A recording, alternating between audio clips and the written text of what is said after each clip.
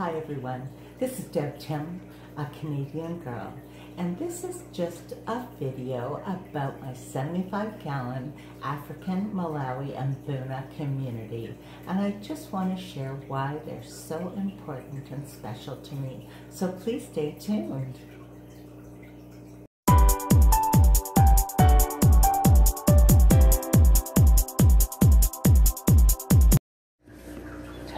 This is my 75-gallon African Lake Malawi Mbuna community.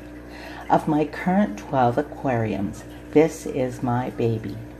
These are my favorite cichlids, as many of you know. I have a 150-gallon aquarium that's home to my haps and peacocks, and yes, I love them as well. They are stunning fish and a pleasure to watch. These are my two African cichlid show tanks. My other 75-gallon show tank holds Humphrey, my flower horn. Now Humphrey is my most precious fish, but his tank is a little boring to sit and watch. I don't often just sit and watch him. I have to play with him. Frequently, I spend time playing chase with him outside of the tank. Well, I'm outside of his tank. He's in the tank. All playtime does not include me getting wet. Interacting with any fish is as simple as letting them check you out as you check them out. They are as interested in us as we are in them.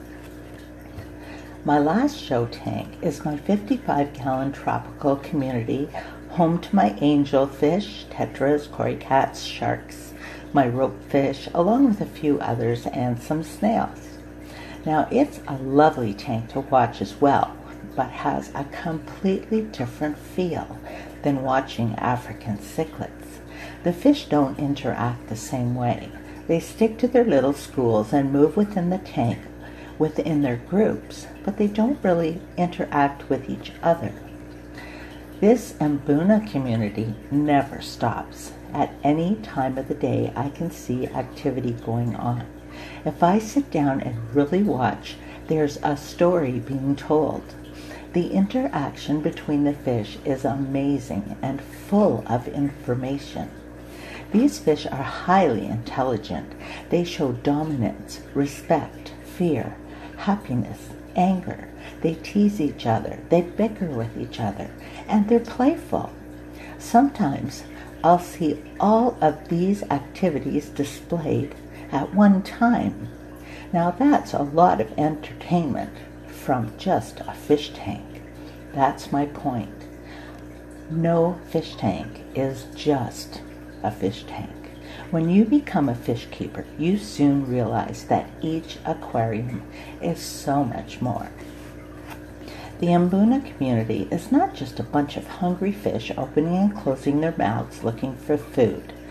They are so much more than that. I don't call this a fish tank because that's not a good enough description. I call this a community, as that is how they live.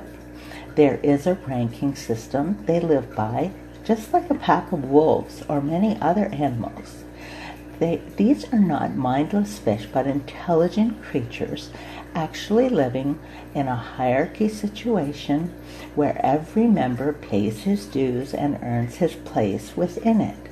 How incredible is that? Each position is subject to change if there is a challenge. Sometimes a challenge for the throne will be successful, but more often it's more of a test than an actual fight. Look at their colors. They're spectacular. From bright, solid primary colors to vertical patterns, horizontal patterns, combinations of the two. There are gradient color schemes, interesting faces and shapes and sizes. Some have light bodies with dark fins. Some have trim on their fins different than the color of their bodies. There are so many to choose from, over 1,000 different species within the Mbuna genus. They are aggressive, and it does take time to get a community together that meshes well. It may take some months of moving fish in and out, rehoming aggressive fish, trial and error, before you have a successful community. Mbuna are a challenge and not a beginner's ideal fish. Once you've had a fish tank and have learned about proper care and water quality, then you can move into the African cichlid species. Just be careful, because when you do, you will never be the same.